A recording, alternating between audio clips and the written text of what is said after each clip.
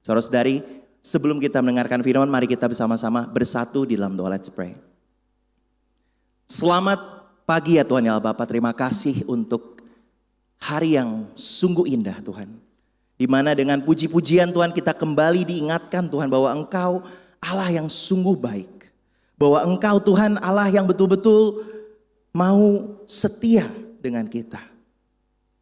Kasih setiamu Tuhan tidak akan pergi dari kita. Karena Engkaulah Allah yang layak untuk kita sembah. Dan kita ingin menjadi Tuhan, bejana Engkau Tuhan. Untuk memuliakan nama Engkau. Bapa, pagi hari ini Tuhan kita kembali berkumpul sebagai satu keluarga. Dan kita semangat Tuhan mendengar kabar baik di mana jemaat-jemaat sudah membangun Tuhan. Ibadah-ibadah daerah Tuhan. Supaya nama Engkau semakin dipermuliakan di setiap daerah Tangerang Tuhan. Bukan hanya di sentral, di Karawaci, tapi di setiap sudut kota Tangerang. Bahkan sekitarnya Banten Tuhan, nama Engkau semakin dipermuliakan. Bapa, di pagi hari ini Tuhan urapi hamba-Mu yang akan membagikan firman Tuhan. Biarlah setiap hal yang keluar dari mulut hamba-Mu ini betul-betul berasal daripada Engkau. Dan bantu Tuhan supaya setiap hati saudara-saudari di sini menjadi tanah yang subur untuk menerima firman Tuhan. Untuk kembali dikuatkan oleh firman Tuhan, tertantang oleh firman Tuhan, dan mendapatkan sukacita dari firman Tuhan. Terima kasih Allah Bapa, Kau Allah yang sungguh baik dalam hidup kami, dalam satu nama Tuhan Yesus Kristus. Kami berdoa dan mengucap syukur. Amin. Baik brothers and sisters, kita telah memasuki bulan yang baru. Ya, bisa dilihat di atas tema untuk bulan Februari ini, atau mungkin orang-orang bilang ini bulan kasih sayang, betul ya? Ada yang sudah mempersiapkan nanti Valentine mau kemana bapak-bapak untuk mengajak istri-istrinya? Ada di sini? Atau itu mah udahlah kalau misalnya sekarang kita biasa-biasa saja ya. Ayo dong bapak-bapak, om-om semua saya tantang ini Valentine waktu bulan ini untuk kita memperlihatkan kasih kita kepada istri tercinta. Atau mungkin juga dengan anak-anak tercinta. Ya. Tapi mudah-mudahan bukan cuma kita tunggu-tunggu waktu Valentine aja ya untuk kita mengasihi. Tapi mudah-mudahan dari situ setiap bulan kita bisa mengasihi istri, suami, dan anak-anak. Tapi bulan ini kita akan belajar dari surat Filipi yang ditulis oleh Rasul Paulus. Tema bulan ini kita ambil dari Filipi 1 ayat 7. Memang sudahlah sepatutnya aku berpikir demikian akan kamu semua. Sebab kamu ada di dalam hatiku, oleh karena kamu semua turut mendapatkan bagian dalam kasih karunia yang diberikan padaku. Baik pada waktu aku dipenjarakan maupun pada waktu aku membela dan meneguhkan berita Injil. Wow, ini sungguh luar biasa saudari. Kita akan belajar dari surat Paulus kepada jemaat yang ada di Filipi. Sedikit latar belakang untuk supaya kita bisa nanti menggali surat Filipi dengan lebih dalam. Ini ditulis di 60 sampai 62. Dan ini surat yang diberikan kepada seseorang yang datang kepada Paulus di saat dia lagi di penjara. Namanya Epaphroditus. Jadi mengapa surat ini tertulis? Karena ada yang mendatangi Paulus waktu dia lagi di penjara. Dan bukan hanya mendatangi, tapi jemaat ini mendatangi Paulus dan juga memberikan bantuan, persembahan kepada Paulus. Keuangan, bantuan untuk dia juga. Dan Filipi ini adalah jemaat yang ditanam oleh Paulus sekitar 10 tahun sebelum dia di penjara ini. Jadi jemaat ini sudah dibangun 10 tahun yang lalu di sebelum 60-62. Dan saat itu kondisinya Paulus itu bukan pengalaman yang baru lagi masuk penjara. Sudah bahkan lebih dari 3 kali Rasul Paulus masuk ke penjara. Dan untuk yang kali ini sedikit berbeda karena dikatakan dia itu bahkan sedang dirantai kakinya. Karena akan diulang berkali-kali di surat Filipi bahwa dia dirantai in chains untuk Tuhan, untuk jemaat. Jadi kali ini penjaranya mungkin lebih ketat. Karena ada beberapa waktu kalau kita kenal Paulus ya, ada beberapa kali dia di penjara tapi dia lebih lega. Dia bahkan bisa keluar, dia bahkan bisa melakukan aktivitas, tapi kali ini sangat ketat dan bahkan sedang dirantai. Dan dia di penjara Karena dia memberitakan Injil Kristus. Wow. Karena dia memberitakan dengan semangat Injil Kristus, ada banyak orang-orang tidak suka, dia dimasukkan penjara. Namun di kondisi di mana dia sedang dipenjara, di kondisi di mana dia sedang dirantai kakinya, dia tetap menulis surat yang penuh sukacita dan juga positivitas. Wah, positif sekali surat ini. Cuman 4 ya, saudara-saudari, mungkin kita boleh tantang dong jemaat untuk bersaat teduh di dalam tema yang sedang kita baca. Mungkin bulan lalu di bulan Januari kita baca di Yeremia ya, cukup panjang Bapak Ibu ya. 52 pasal. Nggak tahu deh siapa yang selesai kemarin baca Yeremia di bulan Januari ya. Ayo Bapak Ibu. Tapi saya yakin kalau di bulan ini kita pasti semua selesai baca Filipi. Betul ya? Yang ketawa-ketawa udah ngerti. Kenapa? Karena Filipi itu cuma 4 pasal. Ya, kita saat teduh 1 malam itu bisa habis. Karena memang suratnya singkat. Tapi saya mau tantang saudara-saudari, karena walaupun surat ini singkat, ada begitu banyak yang kita bisa pelajari. Ini surat yang ditulis waktu Paulus dirantai, tapi kok isinya sukacita semua. Isinya kayak orang yang sedang lagi semangat, berapi-api. Bukan kayak lagi di penjara. Bukan kayak lagi stres. Wah, saudara-saudari, kalau kita di posisi Paulus, apa yang mungkin kita akan rasakan? Nah, ada begitu banyak hal yang saya pelajari dan saya tertusuk secara pribadi saat membaca Filipi ini. Tapi ada satu hal yang saya ingin bagikan. Yang menjadi tema untuk firman saya di pagi hari ini. Bahkan saat dirantai. Even when in chains. Inilah tema yang kita akan bahas. Ini menusuk hati saya. Ini seseorang yang kok bisa ya. Bahkan saat dia dirantai kakinya memiliki sukacita yang luar biasa.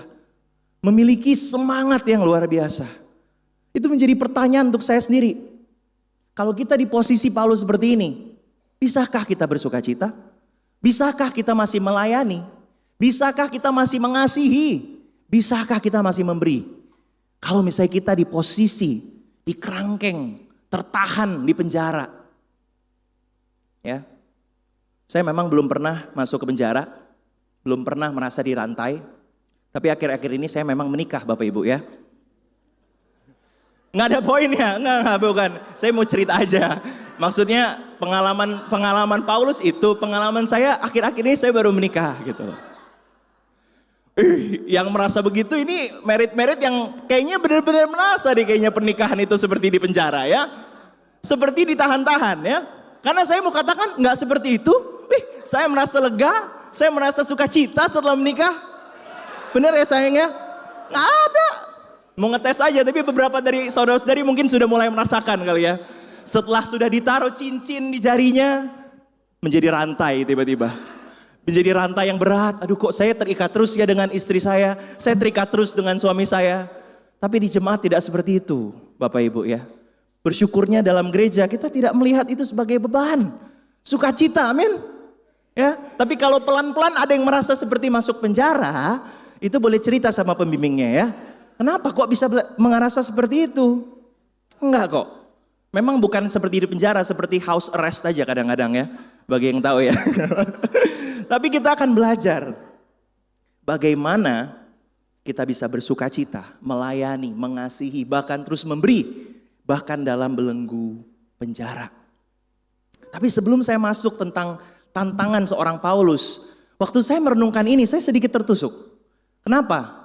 Karena pertanyaannya hari ini, adakah jemaat, adakah saudara atau saudari yang betul-betul merasakan kondisi seperti Paulus ini? Yang kita dirantai, yang kita kesulitan karena memberitakan Injil. Karena membawa nama Tuhan kemana-mana. Karena sepertinya yang saya harus bahas dulu, ini ada 2 belenggu yang kita harus mengerti saudara-saudari. Yang Paulus lagi bahas tentang belenggu itu bukan belenggu dosa. Ini berbeda sekali. Dia terbelenggu karena penganiayaan. Karena dia membawakan firman Tuhan. Dan saya ingin mengingatkan saudara-saudari. Mungkin hari ini ada beberapa dari kita yang waktu baca Filipi kita tidak akan relate.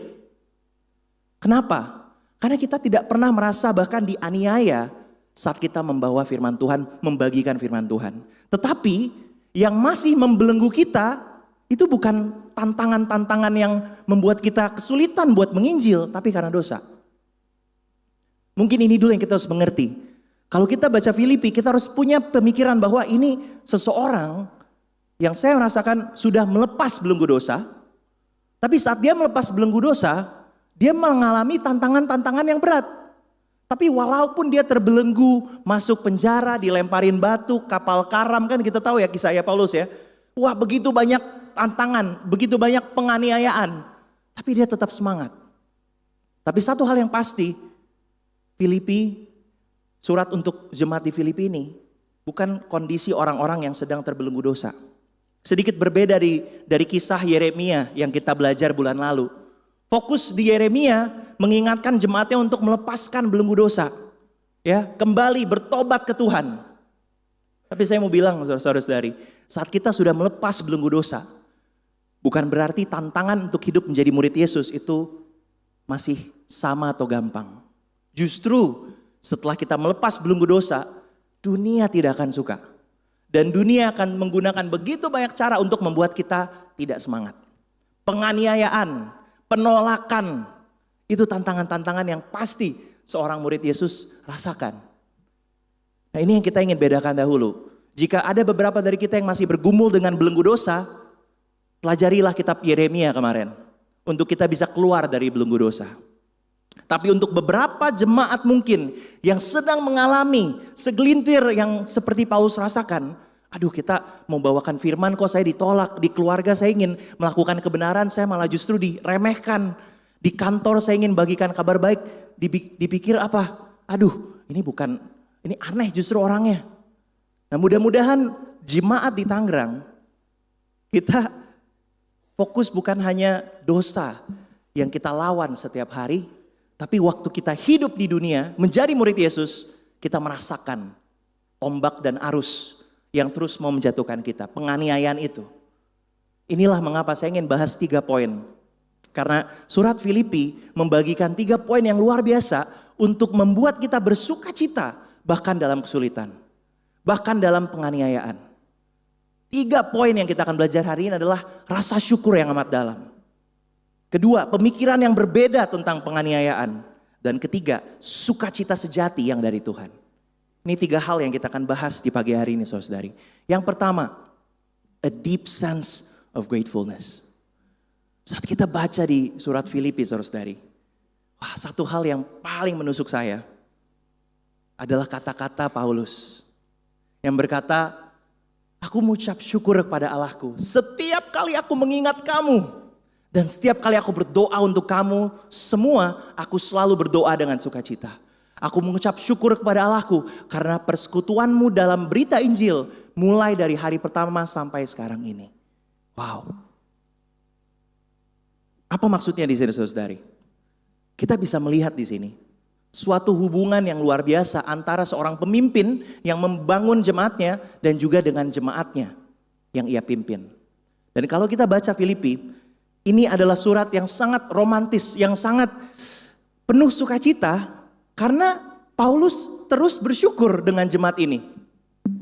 Ada di sini yang tahu berapa jemaat yang mungkin Paulus bangun, yang Paulus tanam semasanya dia memuridkan dan berkelana ya. Itu sekitar lebih dari 10 jemaat. Dan faktanya saudara-saudari, setelah kemudian dia masuk penjara atau dia berjalan, kita tahu Paulus menulis begitu banyak surat untuk jemaat-jemaatnya, betul? Salah satunya Filipi. Dan yang menarik waktu saya baca dan saya compare surat-surat itu, tidak semuanya itu surat yang penuh sukacita. Betul ya? Tidak semuanya itu surat yang Paulus katakan seperti ini, aku selalu sukacita mengingat kamu jemaat Filipi. Tidak semua. Filipi adalah minoritas dari gereja yang membawa sukacita dalam hidup Paulus. Justru begitu banyak surat Paulus, isinya apa? Teguran. Isinya adalah apa? Kalian harus bertobat. Kalian bukan jadi kabar baik. Loh, kok kalian jadi begini sih? Kok kalian seperti ini? Bukannya kalian murid Yesus? Kalian harus bertobat. Kasih kalian gitu. 1 Korintus misalnya, yang kita belajar, wah kasih itu, kasih itu, kasih itu. Kenapa Paulus katakan itu? Karena di gereja itu lagi tidak ada kasih. Lagi ada banyak tantangan di gereja jemaat di Korintus. Tapi kalau di Filipi saudari, dari begitu banyak gereja yang mungkin membawa kabar buruk untuk Paulus. Paulus mengingat satu jemaat yang menjadi sukacitanya. Dan dia bersyukur atas hubungan yang dia punya dengan mereka.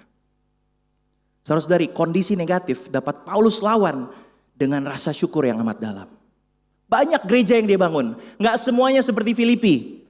Yang bahkan jemaatnya waktu Paulus dipenjarakan mendatangi, visit, Epaphroditus visit dan bahkan bawa bantuan. Makanya sampai Paulus bersyukur banget. Aduh, wow. Dia tidak fokus kepada jemaat-jemaat yang tidak kirim jemaatnya buat visit. Ya, dia fokus kepada satu orang yang datang dan dia tetap merasa bersyukur. Ya, siapa di sini yang pernah sakit dan kemudian jujur kita pengen banget dong didatengin, pengen dong divisit, atau kalau di singles kita bilang dikomuniin. Karena biasanya kalau singles ada yang sakit tidak datang ibadah, kita datang membawa komuni untuk mengambil komuni bersama-sama. Dan ini wajar karena kan kita keluarga, jadi kita pengen dong didatengin gitu loh. Tapi bahkan ada nggak yang pernah merasa nggak cukup dong didatengin, dibawain buah-buahan kek? Kok cuman pembimbing aku doang? Ya yang mengasihi aku cuman satu orang doang. Mana jemaat yang lain? Oh aku lihat postingannya lagi makan-makan di mall. Tidak mengasihi aku gitu. Ada yang mungkin merasa seperti itu? Ya, pembimbingnya udah datang jauh-jauh ya, naik motor hujan-hujanan buat mengasihi anak bimbingnya. Ketok-ketok ya pintu. Siapa? Gitu. Rainer. Cuman Rainer nggak mau gitu. Mana Bang Andi? Bang Andi datang nggak? Gitu misalnya kan. Di mana yang lain? Brother-brother yang lain? Gitu. Bisa loh saudara-saudari. Waktu kita hidup di dunia ini, begitu banyak hal sebenarnya negatif yang bisa terjadi. Tetapi kita fokus tidak dengan beberapa hal yang mungkin kita bisa terus syukuri. Dan kita fokus kepada hal yang positif itu. Itu yang saya lihat dari Paulus. Di dalam tantangan-tantangan hidup dia terus mengingat segala hal yang membuat dia bersyukur. Ada satu jemaat di Filipi yang dia tanam. Bahkan dia katakan setiap hari dia mendoakan mereka, dia bersyukur. Karena ini jemaat yang luar biasa. Ya, mungkin dalam kehidupan kita sebagai murid Yesus, tidak selalu kita menemukan hal-hal yang positif, hal-hal yang kita syukuri. Tapi pasti tidak mungkin kita bisa berdiri di sini tanpa bahkan satu pun. Minimal pasti ada satu, dan aku yakin lebih sebenarnya. Kalau kalian saudara-saudari pikirkan, banyak sekali hal yang kita syukuri. Belenggu rantai tidak dapat menahan rasa syukur yang Paulus miliki. Waktu dia sudah bersyukur, segala tantangan yang dia rasakan sebagai murid Yesus, sebagai penganiayaan, itu tidak dia rasa seperti terbelenggu. Makanya dia tulis surat lagi happy-happy, mungkin sambil nyanyi-nyanyi dia. Oh iya, aduh bersyukur banget ya jemaat Filipi ya. Oh jemaat ini juga saya tulis deh. Nggak menahan sukacita dia. Karena dia fokus kepada hal yang dia syukuri. Mungkin tidak banyak. Kalau kalian lihat dari mungkin 10, cuman mungkin 3-4 yang jadi sukacita. Sisanya jadi teguran. Jadi aduh gak semangat, jujur aja Paulus tulisnya. Karena isinya teguran, tapi tetap dia mengasihi.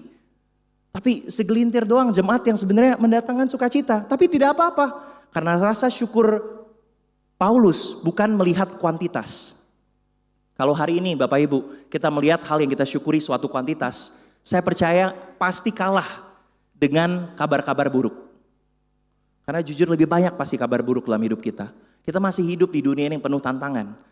Tapi kita bisa pilih tidak satu persatu kabar baik yang kita bisa pegang dan kita bisa lihat selalu untuk bisa positif dalam hidup kita. Nah ini saya ingin sharing.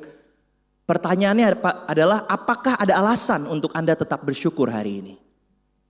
Apakah ada alasan untuk saudara-saudari masih tetap bersyukur hari ini? Ya. Coba kita lihat kiri dan kanan. Apakah alasannya ada di ruangan ini? Waktu kita ngeliat istri kita, aduh saya masih bersyukur. Karena punya istri yang luar biasa. Itu jujur apa yang saya rasakan. Setiap pagi saya bangun, melihat istri yang masih tidur. Lagi capek dia beberapa hari ini, kurang sehat. Saya bisa melihat dan itu saya syukuri. Mungkin ibu-ibu melihat suaminya, pagi-pagi udah bangun kerja, pulang dari kantor. Kita masih bersyukur nggak melihat perjuangannya. hal-hal kecil atau hal-hal besar. Ini saya ada contoh beberapa di sini. Kalau saudara-saudari baca di Perjanjian Lama, Musa, Abraham, ini Nabi Nuh, di dalam hidup mereka melewati banyak tantangan. Tapi banyak juga masa di mana mereka bersyukur kepada Tuhan. Dan apa yang terjadi waktu mereka bersyukur? Waktu mereka mempunyai pengalaman dengan Tuhan. Yang dikatakan di firman Tuhan, mereka setiap kali mengalami itu, mereka membangun yang namanya altar. Mereka membangun altar. Setelah Nabi Nuh keluar dari bahtera, dia langsung membangun altar. Abraham 4 kali dia membangun altar karena dia rasa syukur dia dengan Tuhan. Dan bahkan yang terakhir dengan anaknya, setelah dia diberikan satu penggantian pengorbanan, dia tetap memberikan pengorbanan buat Tuhan. Maksudnya apa? Di hidup orang-orang ini, mereka terus mau mengambil momen untuk mensyukuri apa yang Tuhan sudah lakukan. Dibangun altarnya, biasanya di mana? Di atas bukit. Di tempat ini mereka bangun altar, bangun altar, bangun altar. Ya, bahkan kalau kita tahu hari ini manusia juga masih melakukan hal yang sama.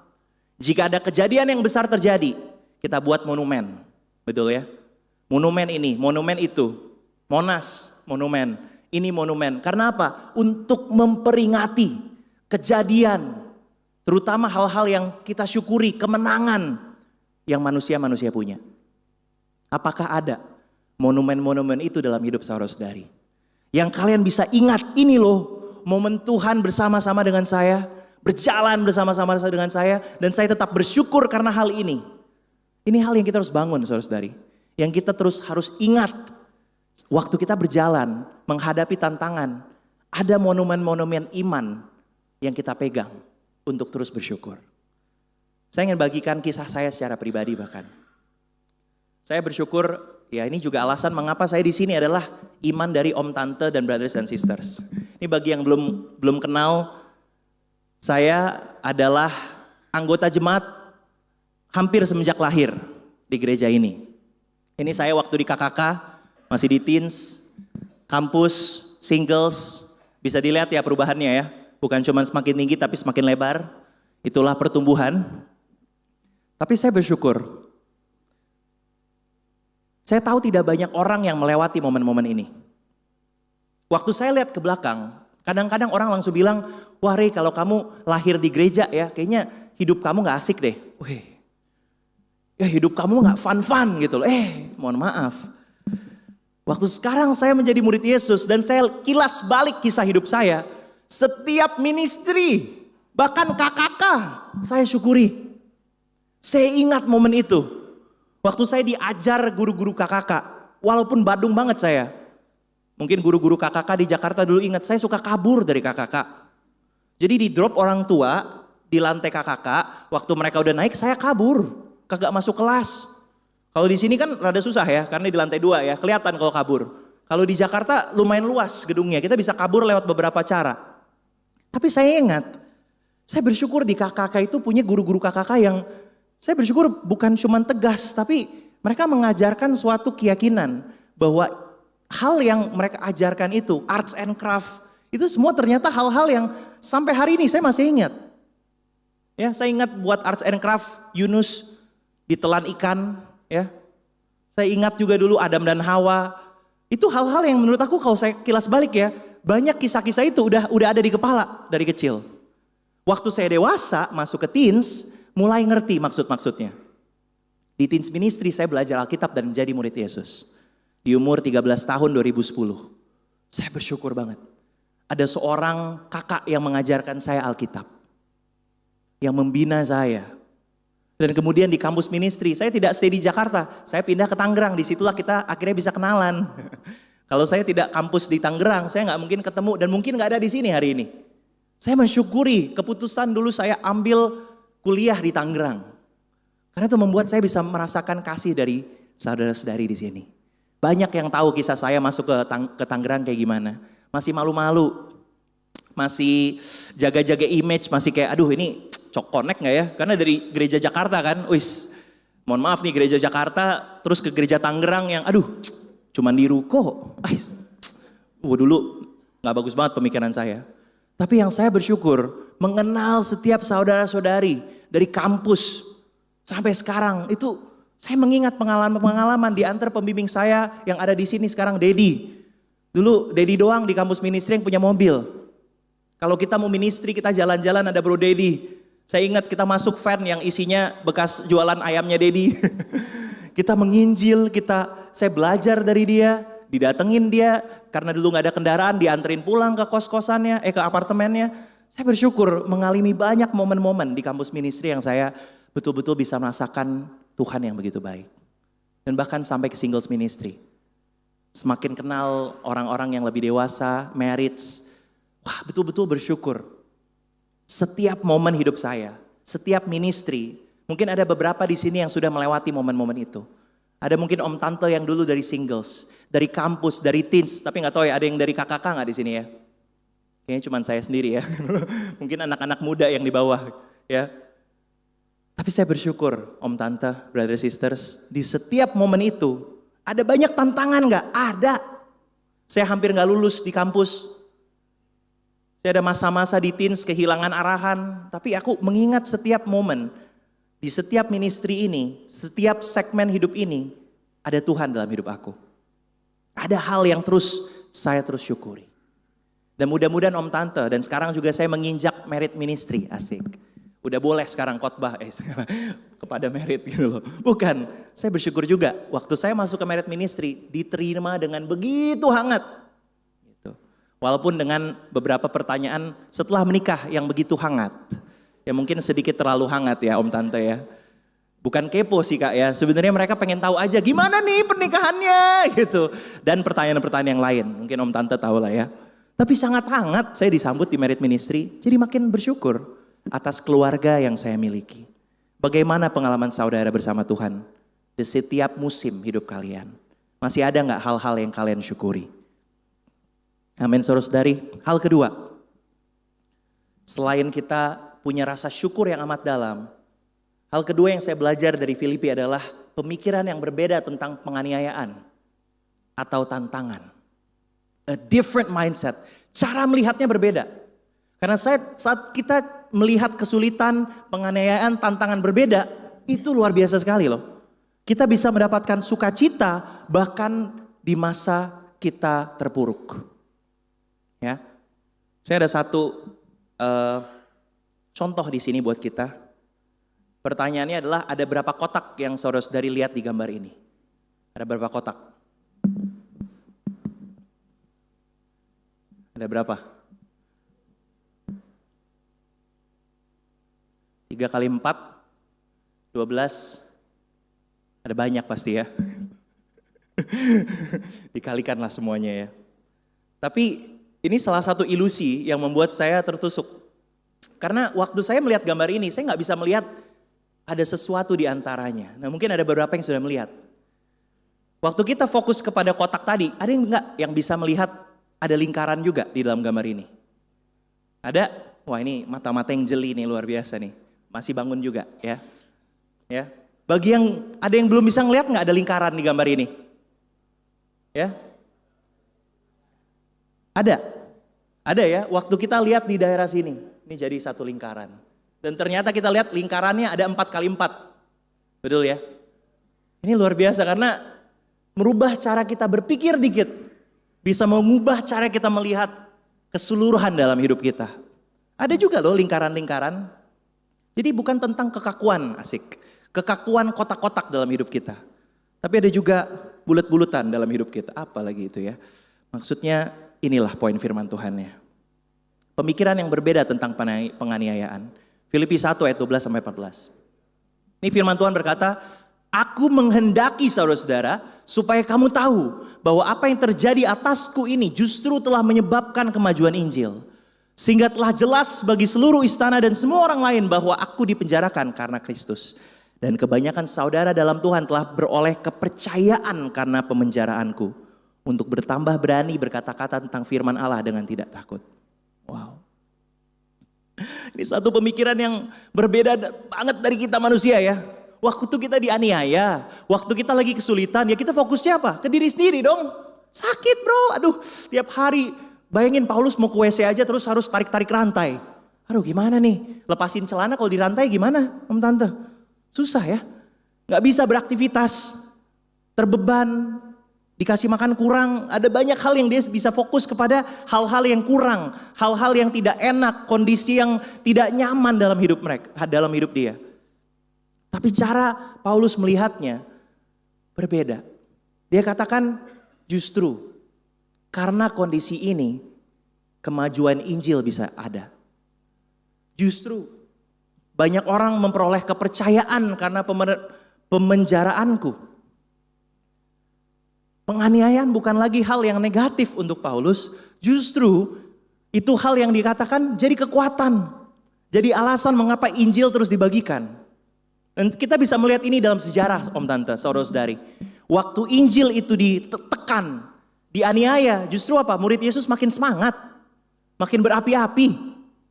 Karena mereka punya pemikiran yang berbeda tentang penganiayaan. Apakah Anda sudah pernah mengalami penganiayaan sebagai pengikut Kristus? Mungkin ini dulu kita harus tanyakan. Karena seharusnya saat kita hidup sebagai murid Yesus, kita itu hidup melawan arus. Kalau kita benar-benar jalanin firman Tuhan ya, jujur hari ini, pasti kita akan nabrak tembok. Pasti kita akan nabrak ombak-ombak. Mengapa? Karena dunia itu anti dengan segala yang diajarkan Kristus. Waktu kita menjadi pengikut Kristus yang benar-benar serius mau menghidupinya, pasti akan ada arus yang kita lawan. Itu sudah pasti. Jangan berpikir waktu kita hidup menjadi murid Yesus, tidak ada tantangan, tidak ada penganiayaan. Tidak. Bahkan ada satu firman ya, yang Tuhan Yesus katakan, bahwa dia menjanjikan akan adanya tantangan. Tapi bukan tantangan saja yang dia janji, tapi jalan keluar. Tetapi kekuatan untuk melewati ombak-ombak dan arus kehidupan. Tapi satu pertanyaan, kalau kita belum pernah mengalami penganiayaan ini, mungkin kita benar-benar belum hidup sebagai murid Yesus. Maksudnya detailnya seperti apa? Pengorbanan yang memberi dampak. Selalu ada dampak dari pengorbanan yang kita berikan untuk Tuhan. Yohanes 12 ayat 24, aku berkata kepadamu, sungguhnya jikalau biji gandum tidak jatuh ke dalam tanah dan mati, ia tetap satu biji saja. Tapi jika ia mati, ia akan menghasilkan buah banyak. Yesus adalah contoh seorang yang mengorbankan dirinya dan membuat kita memperoleh keselamatan. Biji itu katanya harus ditanam, harus mati dan kemudian bertumbuh untuk menghasilkan banyak buah. Ini satu contoh juga. Paulus di penjara, kemudian apa? Menghasilkan banyak dampak. Untuk hidup kita hari ini seperti apa? Jika Paulus dipenjarakan, para nabi dilempari batu dan Yesus bahkan mati di kayu salib. Maukah kita melakukan bagian kita? Saya ingin bagikan contoh-contoh yang sederhana saja. Memberitakan kabar baik kepada keluarga kita. Itu mungkin salib yang kita harus pikul. Kenapa? Karena mungkin ada beberapa saudara-saudari yang tahu kalau mau ngomongin Tuhan ke keluarga, saya pasti ditolak. Saya pasti dianggap remeh. Saya pasti, aduh orang tua saya udah berumur, udah nggak mungkin nerima, udah bahkan udah konotasi. Sorry nih, gereja kita udah negatif kata mereka. Kenapa? Karena ambil waktu keluarga, family time kita jadi kurang karena berjemaat di gereja ini. Wow, ada yang seperti itu. Karena kita punya keyakinan. Banyak orang di luar sana tidak punya keyakinan berjemaat, mereka fokus ke keluarga.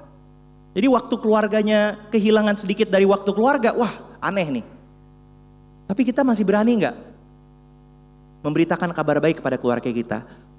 Berani nggak kalau kita di kantor, di tempat kerja kita dikatakan sok suci, dibenci dan mungkin dianggap aneh karena iman yang kita punya? Waktu saya di kampus berkuliah, saya dikatakan aneh. Karena semua tongkrongan saya suka ngomong kata kotor, merokok dan lain-lain. Tapi saya nongkrong dengan mereka. Waktu istirahat, turun ke bawah, teman-teman saya biasa lah ya. Tapi saya ikut nongkrong juga. Dan mereka bilang, Roy, tuh ngapain? Nggak ngerokok, ngapain ke bawah? Saya mau nongkrong aja sama mereka. Nggak ngerokok, nggak ngomong kata kotor. Sampai teman-teman kampus saya berjanji, selama kamu kuliah Rey, kita akan buat kamu ngomong kata kotor. Wow, saya ingat banget tuh. Jadi setiap pagi masuk kelas, dibully-bully dikit gitu loh. Dibully-bully karena nggak mau ngomong kata kotor. Aneh mereka rasa. Tapi di situ justru ya, waktu saya melakukan itu, awalnya aneh nggak aneh, rada beban karena risih juga. Ya ngerokok ditiup-tiupin juga di muka misalnya ya. Tapi pelan-pelan mereka mulai melihat bukan aneh, tapi ini orang kok berkarakter ya. Kenapa? Akhirnya mereka banyak bahkan yang bertanya, kok kamu punya keyakinan itu? Disitulah jualan masuk. Disitulah firman Tuhan masuk. Masuk, saudara-saudari. Bahkan saya tahu ada beberapa yang punya keyakinan, kamu orang yang percaya Alkitab juga kan ya? Iya. Kamu tahu nggak kalau di Alkitab mengatakan juga tentang rokok, tentang ngomong kata kotor ini? Tahu sih Rey, cuman kok susah banget ya. Disitulah kita bisa mulai diskusi Alkitab. Menjadi ambasador Kristus pada orang yang bahkan kita tidak kenal. Ya, saya dulu punya pengalaman jualan. Ya, ada momen-momen jualan itu nggak enak banget jujur Om Tante. Bagi di sini salesman, salesperson, saleswoman ngerti bahwa awal-awal kalau kita jualan itu kita harus tahu dengan yang namanya penolakan. Nggak mungkin kita sedang memberikan sesuatu langsung diterima. Wah enak banget jadi salesman ya. Kita ngomong dikit diterima, kita ngomong dikit diterima, enak banget. Tapi kalau kita menjadi ambasador, menjadi seorang sales representatif sesuatu perusahaan, dan kita ketemu dengan orang-orang, pasti, bahkan dengan orang-orang yang kita tidak kenal kadang-kadang, penolakan itu mungkin pasti, tapi tetap kita lakukan. Saya bersyukur dulu salah satu atasan saya mengatakan, ini satu wisdom yang dia punya. Dia bilang, Rey, bayangkan kalau misalnya kamu bisa bagi-bagi asuransi gratis. Hah, maksudnya apa bos? Kamu bisa bagi barang-barang, contoh deh asuransi, dia bilang, kamu tahu kan asuransi berharga? Yes, ini bukan saya jualan Om Tante ya. Saya jualannya asuransi jiwa dan roh. Ya, bukan hanya jiwa. Tapi dikatakan kamu bisa bagi-bagi asuransi gratis, kamu mau gak Rey? Mau lah. Bagi-bagi barang ini gratis mau gak? Mau lah. Kalau orang gak usah bayar. Nah itu mindset yang kamu harus punya Rey. Waktu kita berjualan, wes dia bilang, kita itu harus fokus memberikan value buat orang. Bukan tentang, jadi kita tahu berharganya barang ini, tapi kadang-kadang di dunia orang masih belum tahu barang ini berharga. Jadi kalau kamu memberikan satu yang berharga, justru kita semangat. Apalagi kalau kita menjadi murid Yesus, memuridkan itu gratis. Membagikan firman Tuhan itu gratis. Kita bisa lakukan kapan aja. Nggak urus setup meeting, kita bisa ngomong, kita bisa ceritakan firman Tuhan. Saya tertusuk di situ, bahkan orang di dunia aja punya keyakinan itu. Kalau mereka jualan hal yang valuable, berharga, mereka semangat. Tapi bagaimana kita ambasador, sales representatif Kristus? Kita berani tidak untuk berbicara, berani tidak untuk memberitakan kabar baik. Mulai dari keluarga, mulai dari lingkungan kerja. Jika Paulus dipenjarakan, para nabi dilempari batu, Yesus bahkan mati di kayu salib. Masa kita tidak mau beberapa penolakan saja? Karena waktu kita melihat penganiayaan itu berubah, disitulah kita bisa jadi semakin semangat. Saya ingin bagikan kesaksian saudara seiman saya, yang saya sering cerita. Tapi banyak orang tidak tahu tantangan orang Jepang untuk menjadi murid Yesus. Ini satu saudara saya yang dia menjadi murid Yesus di umur dia kuliah dan langsung penganiayaan dari keluarganya. Karena orang-orang Jepang pada dasarnya mereka melihat agama itu sebagai terlalu radikal, terlalu bahkan seperti satu sekte-sekte, cults. Mereka gak suka banget. Jadi waktu saudara saya menjadi murid Yesus, jujur keluarganya langsung gak suka. Langsung banyak penolakan.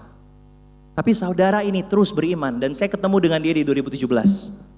Saat saya berkuliah di Jepang dan saya bersyukur mempunyai persahabatan dengan saudara ini. Karena dengan dialah saya punya pengalaman-pengalaman menginjil. Saya sering cerita ini ke jemaat, cuman saya ingin bagikan satu ayat ini. 1 Petrus 6 ayat 6-7. Ayat 1 Petrus 1 ayat 6-7. Berbahagialah akan hal itu. Sekalipun sekarang ini kamu seketika harus berduka cita oleh berbagai-bagai pencobaan. Maksud semua itu ialah untuk membuktikan kemurnian imanmu yang jauh lebih tinggi nilainya daripada emas yang fana, yang diuji kemurniannya dengan api, sehingga kamu memperoleh puji-pujian dan kemuliaan dan kehormatan pada hari Yesus Kristus menyatakan dirinya. Satu hal yang saya dan saudara Daichi suka lakukan adalah setiap minggu kita akan datang ke kampus-kampus di Jepang, di Tokyo, dan kita akan menginjil. Dan udah gak terhitung berapa orang yang kita ketemu. Tapi satu hal yang pasti, saudara-saudari, 80% menolak kita. Karena saya ingat pada akhirnya setelah kita melakukan itu berminggu-minggu, kita mungkin melakukan itu setengah tahun. Karena waktu saya di Jepang 1 semester setengah tahun. Kita menginjil hampir tiap Jumat ke kampus-kampus, membagikan kabar baik. Wah itu jujur dulu di Tangerang saya nggak pernah. Waktu di Jepang ditantang kayak gitu, waduh deg-degan banget nih, udah nggak tahu bahasanya, takut penolakan, gimana nih. Cuman di situ yang menguji iman saya. Jujur, kita mungkin kita menginjil ke 100 orang. 80% menolak. 20% akhirnya mau bicara sama kita. Itu aja udah kita bersyukur. Karena kadang-kadang kita ngerasa kayak, kita ngapain sih? Kayak lagi jualan, mau ajak ketemu orang-orang, sorry kita sibuk. Aduh, itu penolakan itu awal-awal itu sakit banget rasanya. Sampai kayak udah bulan-bulan berikutnya udah lebih gampang. Ayo bro mau kenalan, oke. Terus kita sok-sok ngobrol lagi, terus ada orang lagi kita ngobrol lagi gitu. Kita pura-pura duduk sama mereka untuk makan siang gitu loh. Tapi saya ingat momen-momen itu bukan tentang keberhasilan kita menjadikan banyak murid. Karena jujur 100 orang mungkin 80 menolak, 20 orang mau komunikasi. Dari 20 orang mungkin sekitar 10 orang doang yang akhirnya kita bisa ketemu lagi, makan siang lagi, atau makan malam, atau ajak acara. Tapi dari 10 orang itu, sebelum saya pulang ke Jakarta waktu itu, saya bagikan iman saya. Saya sharing tentang Tuhan Yesus, gini-gini, saya mau menjadi murid Yesus, gini-gini. Terus saya ngomong sama dia, kamu tertarik gak untuk belajar Alkitab? Dan wownya, Tuhan baik luar biasa. Tidak ada yang mau. Jadi saya pulang dari Jepang, mungkin saudara-saudari pikir, aduh gak semangat dong, karena gak sukses. Tidak. Karena yang saya dapatkan, bukan tentang, wah berapa banyak jiwa yang saya selamatkan, enggak. Yang saya dapatkan adalah inilah pembuktian kemurnian iman saya. Waktu balik ke Tangerang, udah semangat banget. Kalau di Jepang gak bisa ngomong bahasa, di sini kan bisa ngomong bahasa Indonesia. Wah makin semangat lagi kita di BINUS. Hampir setiap hari waktu kita kuliah, kita makan siang, kita ngobrol sama orang-orang, lakukan hal yang sama. Tapi satu hal yang saya juga tertusuk akhirnya terjadi. Dari persahabatan kita 2017, 2021 kita berdua mengambil keyakinan menjadi pendeta.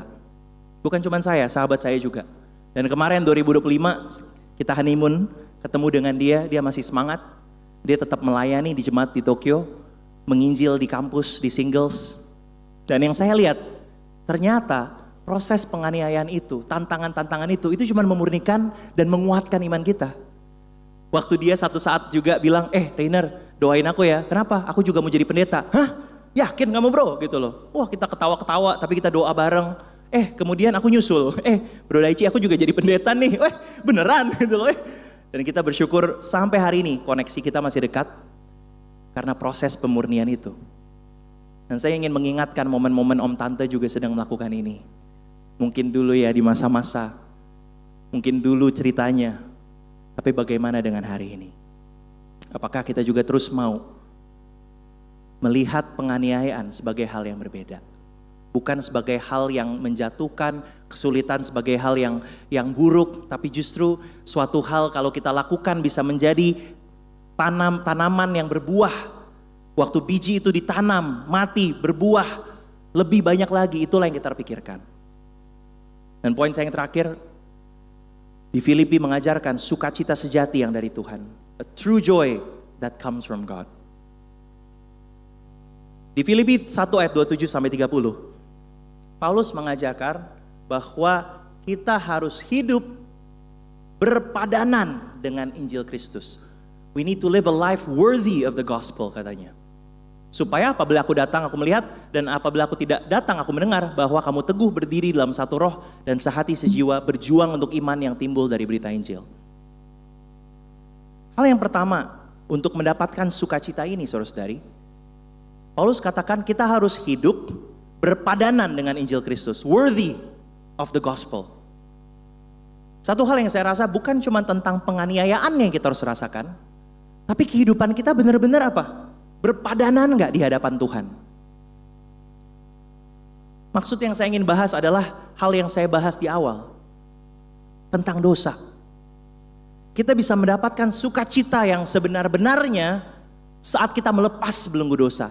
Kita hidup di hadapan Tuhan dengan kudus. Tidak ada rantai lain yang bisa menahan kita. Dan kita kemudian menemukan sukacita yang dari Tuhan. When we take off the shackles of sin, no other chains can hold us back. We then find the joy that comes from God. Makanya dikatakan terus, kalian jaga iman kalian ya. Hidup kalian, ingat ya, walaupun kalian bergumul, jangan sampai jatuh ke dalam dosa. Walaupun kalian dianiaya, jangan sampai jatuh ke dalam dosa. Karena kalian udah dilepaskan dari belenggu dosa. Nanti itu hal yang nanti Paulus ingetin juga di surat-surat yang lain kepada jemaat. Dan juga kepada Filipi. Karena saudara-saudari, kadang-kadang yang membuat kita tidak sukacita waktu kita sedang bergumul dan dianiaya, itu karena dosa. Setuju? Waktu kita dianiaya, waktu kita bergumul, yang membuat kita bergumul bukan masalahnya sebenarnya. Tapi dosa saudara dan saya. Waktu kita bergumul, kita langsung compare hidup kita. Aduh, keuangan saya kok parah banget ya Tuhan ya. Saya ngelihat keluarga yang lain, saya lihat orang-orang di dunia, karena ada dosa iri. Waktu kita lagi dianiaya, dosa kesombongan kita, kegeser, kesenggol. Masa sih aku dilihat orang kayak gini sih? Masih aku dianggap remeh sih? Saya ingat waktu saya mau mengabarkan kabar baik kepada orang-orang, hal pertama yang Tuhan murnikan adalah kesombongan saya. Wah, dulu kalau di Tangerang kan sebelum ke Jepang, wah bisa fellowship sama semua orang, habis ibadah bisa ngobrol-ngobrol, ngomongin iman dengan luar biasa, Bible study, sharing-sharing. Sekalinya ke Jepang, ditolak satu orang, langsung gagal banget, parah nih hidup aku, gak ada yang mau terima nih firman Tuhan. Saya tertusuk, karena ada kesombongan ternyata, ada perasaan yang pengen diakui. Dosa-dosa itu yang saya harus lepaskan untuk mendapatkan sukacita yang utama, sukacita yang sebenarnya. Apa dosa-dosa saudara-saudari yang menahan kita untuk melihat tantangan itu sebagai sukacita? Hubungan dengan Tuhan sebagai sukacita yang terdalam. Kita lepaskan dulu dosa-dosa itu. Makanya Paulus mengingatkan Filipi untuk terus hidup worthy, berpadanan. Jangan kompromi, jangan terbelenggu lagi dalam dosa. Terus murnikan hidup kita. Di kondisi seperti itulah kita bisa menemukan sukacita yang sebenarnya. Filipi 1:20-21. Sebab yang sangat kurindukan dan kuharapkan ialah bahwa aku dalam segala hal tidak akan beroleh malu, melainkan seperti sedia kala, demikian pun sekarang Kristus dengan nyata dimuliakan di dalam tubuhku, baik oleh hidupku maupun oleh matiku. Karena bagiku hidup adalah Kristus dan mati adalah keuntungan. Filipi 4, loncat sedikit, bersukacitalah senantiasa dalam Tuhan. Sekali lagi kukatakan bersukacitalah. Rejoice in the Lord always. I will say it again, rejoice. Ini luar biasa saudara-saudari, karena ini mengajarkan bahwa sukacita yang sebenarnya itu kita bisa rasakan bahkan waktu kita sedang bergumul. Waktu kita sedang dianiaya. Bahkan kata-kata Paulus yang sangat puitis di sini, hidup adalah Kristus dan mati adalah keuntungan. Wow, saya kadang-kadang baca ini masih deg-degan, karena benar nggak ya? Mati adalah keuntungan. Benar nggak ya? Mati adalah keuntungan nih. Benar nggak ya? Dianiaya adalah keuntungan. Benar nggak ya? Bergumul sedikit adalah keuntungan jika itu untuk Kristus. Ini yang menusuk hati saya. Waktu saya baca Filipi, saya tahu saya akan ketemu ayat ini. Dan saya sering ketemu ayat ini langsung down. Karena Paulus, iman kamu kok begitu banget ya? Aku sulit banget relate sama hal ini padahal.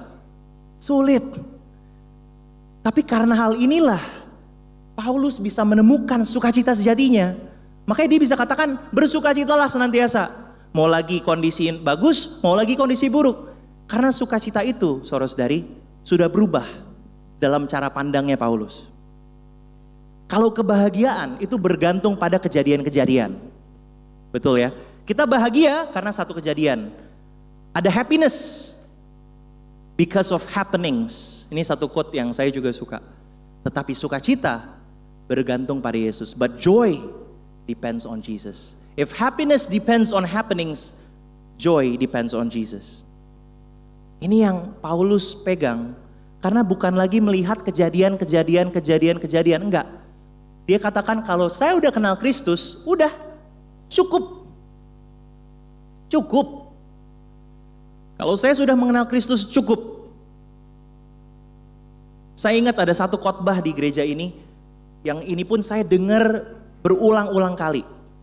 Dari beberapa pendeta yang mendengarkan seorang saudara, dulu pendeta tamu bahkan, tahun-tahun zaman dulu, yang berkhotbah tentang satu hal.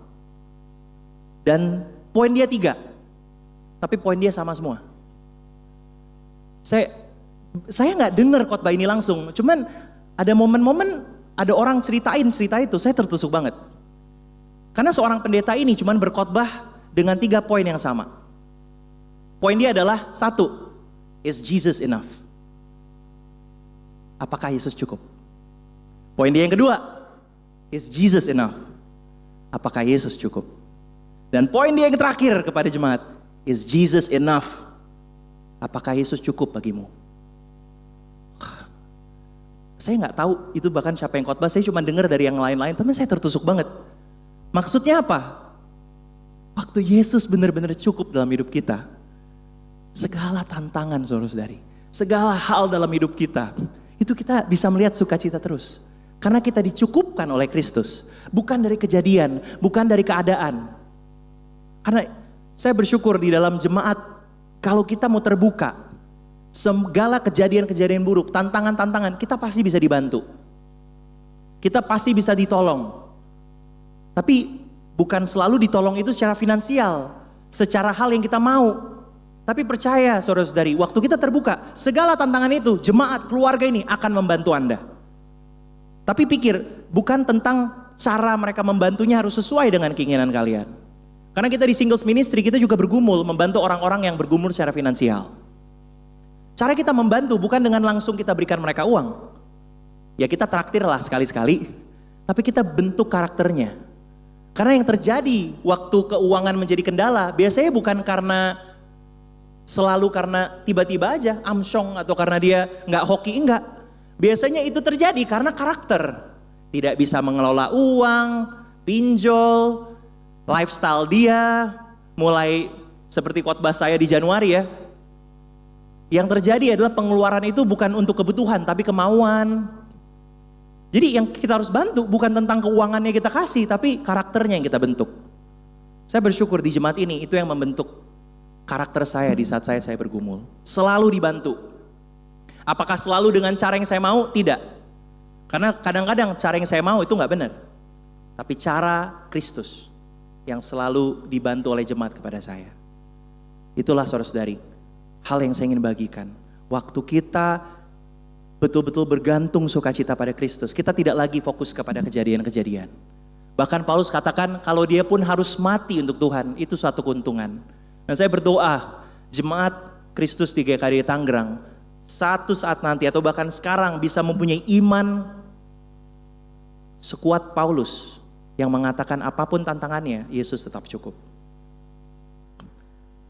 Terakhir saya ingin menutup, tadi ada banyak ilusi-ilusi lagi ya, ini contoh nih. Ada yang bisa tahu ini gambar-gambar apa?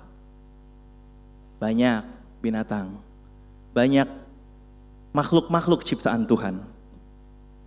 Tapi saudara-saudari, kadang-kadang saat kita fokus kepada kejadian-kejadian, saat kita fokus kepada hal-hal yang terjadi dalam hidup kita, kita itu melihatnya itu kadang-kadang jadi sangat kecil cara melihat suatu hal. Sempit. Tapi ini gambar yang sebenarnya kalau misalnya kita lihat lebih luas. Ada yang bisa tahu ini gambar apa? Semakin banyak binatang-binatang mungkin ya. Waktu kita tarik garis, kita tarik lebih makro cara kita melihatnya. Kejadian-kejadian itu kadang-kadang bukan menjadi hal yang menjadi pergumulan dan masalah. Waktu kita melihat yang namanya bigger picture, kita bisa melihat satu gambar yang Tuhan ingin berikan. Oh yes.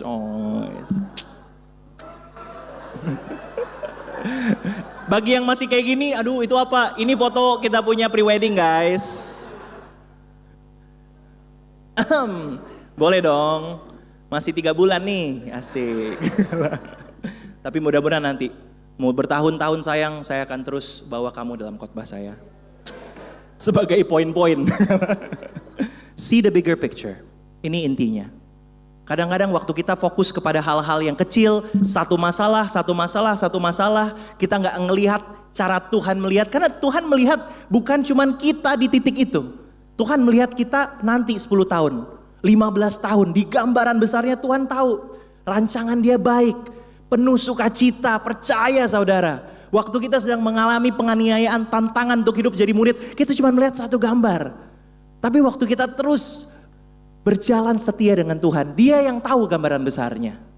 Yeremia 29 katakan apa? Tuhan yang tahu rancangan dalam hidup kita, yang baik, penuh harapan.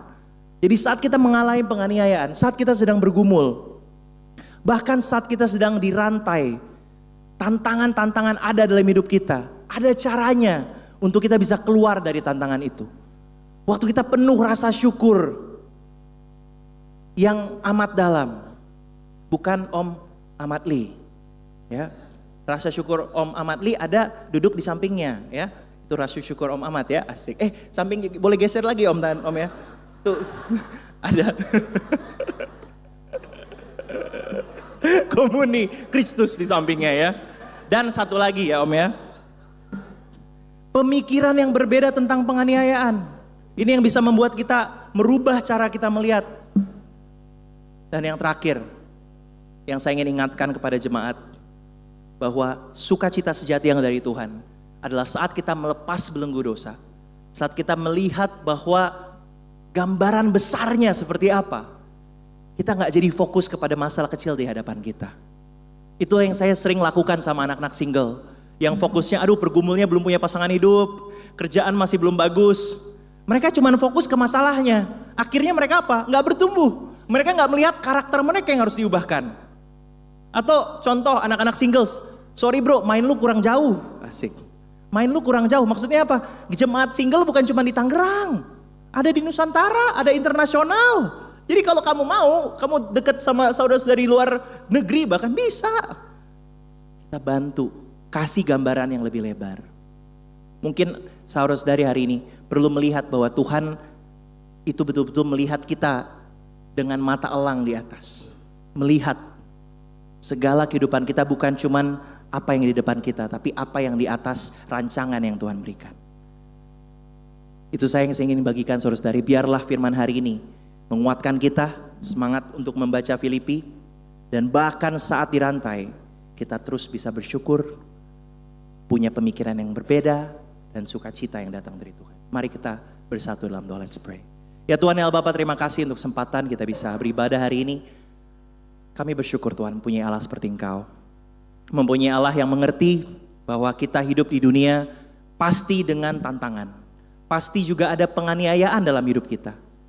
Tetapi lewat surat Paulus kepada Filipi, kita belajar cara untuk bisa bersuka cita, bisa mengasihi, bisa memberi, bisa terus melihat pengharapan bahkan di saat dirantai, dianiaya, dan ada kesulitan-kesulitan dalam hidup kita. Tuhan, saya berdoa untuk setiap jemaat di Tangerang bisa punya iman seperti Paulus. Bisa melihat tantangan dari cara melihat yang berbeda. Bisa melihat penganiayaan sebagai hal yang menumbuhkan justru, yang memurnikan dan tidak kita hindari. Dan kita terus percaya bahwa Tuhan terus memegang hidup kita. Sampai kita bisa katakan, Engkau cukup bagiku. Dan hidup adalah untuk Kristus dan mati adalah keuntungan. Terima kasih Allah Bapa. Bila firman hari ini betul-betul bisa tertanam dalam hati setiap saudara-saudari. Dan bukan hanya tertanam tapi bertumbuh, berbuah dan melipat ganda juga. Karena kita terus ingin bagikan, terus ingin hidupi firman ini. Satu nama Tuhan Yesus Kristus kami mengucap syukur. Amin.